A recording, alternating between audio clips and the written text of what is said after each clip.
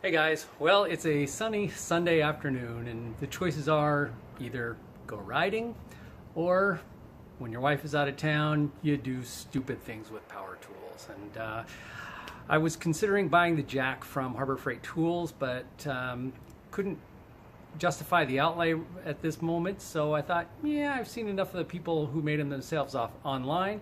So why not give it a try? I have a bunch of 2x4s sitting around, so yeah. So I ended up making this little gem right here, and I would say it's a unqualified success.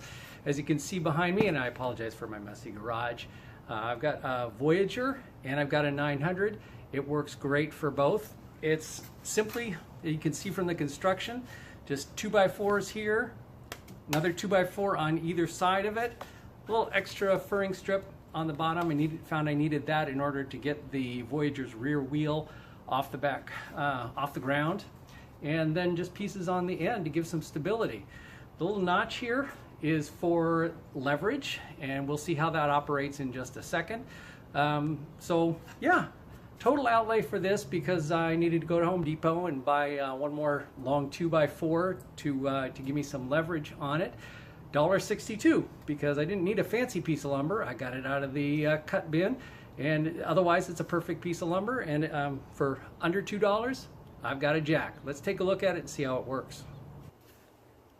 One thing you can see here is to begin with, I put the kickstand of the Voyager up on a couple of 2x6s. That gives it a little bit more verticality without having to chock the front wheel, and it doesn't make it perfectly vertical. It does make it with just enough lean so that it is very, very stable, and chances of it falling over are pretty slim. So this is the first step before putting the jack stand underneath. Here you can see the basic positioning of the jack. It fully reaches across. You just want to make sure that you've got it on both sides so that it's supporting the frame of the bike and not just hitting on the pipes. If you try to lift it by the pipes, that would be cause for a very, very bad day. You also want to make sure you've got it far enough forward that when you tilt it up, you can see I'm just taking my long 2x4 here, putting it in that nice little notch. There's probably going to be just a little bit of slip as you tilt it up, so you want to make sure you allow for that. Get it far enough forward. You also have to watch for positioning on the far side if you're going to want to put the jack stand up and make the engage the transmission while you've got it up. If you don't need the transmission up, that's not such a consideration. But all you do here is just take it, get yourself some good leverage, and slowly, carefully lift up the bike. Make sure you get enough clearance here on the saddlebag.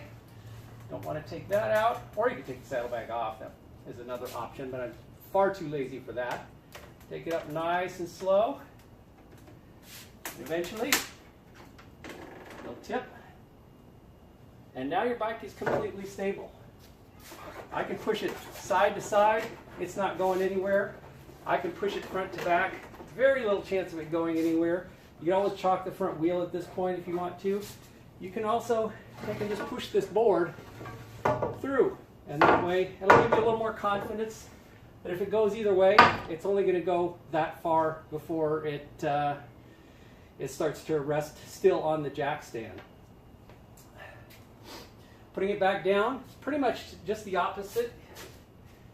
You want to make sure that your 2x6s are still in position. Of course, just because I just raised this up, they're still there.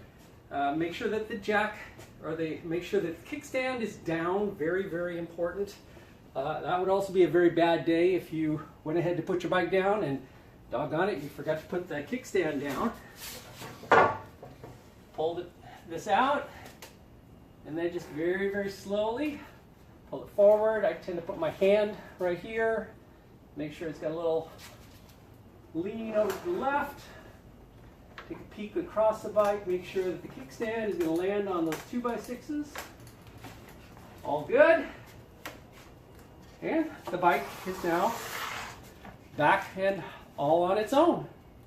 Well, there you have it. For $1.62, not bad. If you got lumber laying around, a bunch of long drywall screws, I use 3-inch drywall screws to hold most of this together. Not a bad deal. Might as well give it a try if you don't have it a jack right now and need to get your bike up for any reason, good investment.